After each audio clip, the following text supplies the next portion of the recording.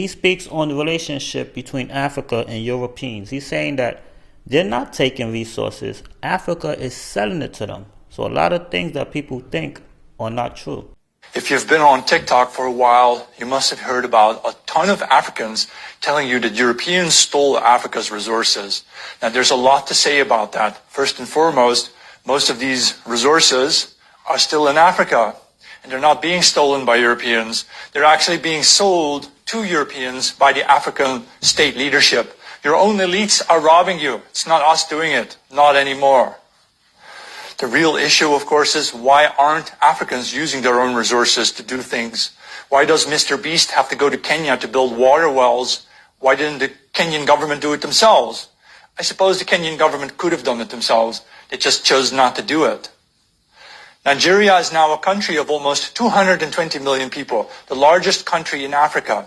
But they only produce about 10% of the electricity that a small country like Hungary. Hungary only has 10 million people, but they produce 10 times as much electricity as Nigeria does. I mean, I know you want to have your Wakanda, right? But do you expect white people to give it to you? No, you're supposed to build it yourself. Having said all this, it is of course obvious that we Europeans in the North need to prepare for a possible, potential African rise in terms of technology and therefore also in terms of military capacity. And that means we in Europe need to already start looking ahead and thinking ahead about how we are going to win the war against Africa, because there will be a future war between Europe and Africa. And some of you will tell me that what we are saying on this app is not going anywhere.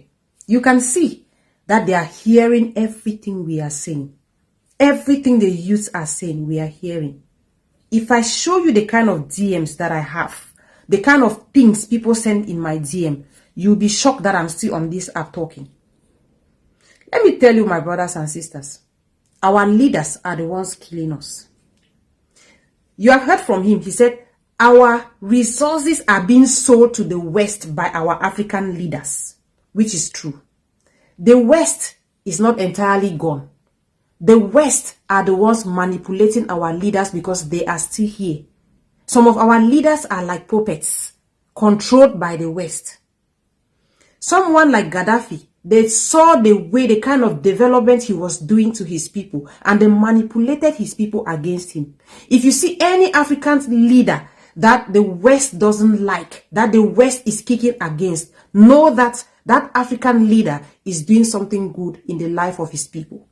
Look at the young man in Guinea. How many coups have been plotted against him since he overthrew the president? He has chased France out of his country. Now, people are even mobilizing against him, including the Nigeria's president. So guys, let me tell you all, African youths, this is the time. This is the only tool we have to stop this. This is the time for us to let them know that we know what they are up to. These our leaders are up to. For how long are we continue to fold? We are going to continue to fold our arms and watch our brothers drown in the Mediterranean Sea in search of greener pastures with our colonizers. For how long are we going to watch our sisters being brutalized in Saudi Arabia by the people they are working with them as mates? For how long are our graduates in Africa going to continue sleeping under the bridges with certificates in their hands with no jobs? For how long are the African youths ready to die because they don't have good healthcare system? African youths, you might have 100 followers, you might have 200. Speak life into this nation. It's time for you to stand up. We cannot continue to suffer like this. We deserve better. Our motherland has blessed us. Our nation has blessed us with everything. Without Africa, the West is nothing. Everything about the West comes from Africa. They cannot even talk about history. They cannot even talk about their own history without mentioning Africa. It's impossible. So guys, this is the time.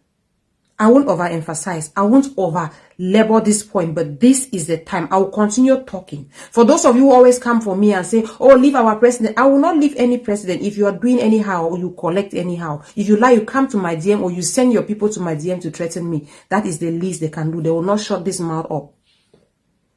The hunger for change in Africa is in me, and you cannot even kill it. If you are an African youth and you are not tired of this suffering, then something is wrong with you. Something is really wrong with you. Listen to how this man is saying it. Was it difficult for the Kenyan government to provide its people with borehole waters? Why does it have to be Mr. Beast coming all the way to come and do it? Is it difficult for the Kenyan government to do it? No. But why do they choose to treat their own people like this? I'm sorry that Kenya collected a stray bullet here. Even Nigeria is used as an example. Nigeria cannot boast of electricity. A giant of Africa cannot boast of electricity. The person that did us this in Africa needs to pay so that we should be free. I've said my own. If you like, you sit quiet.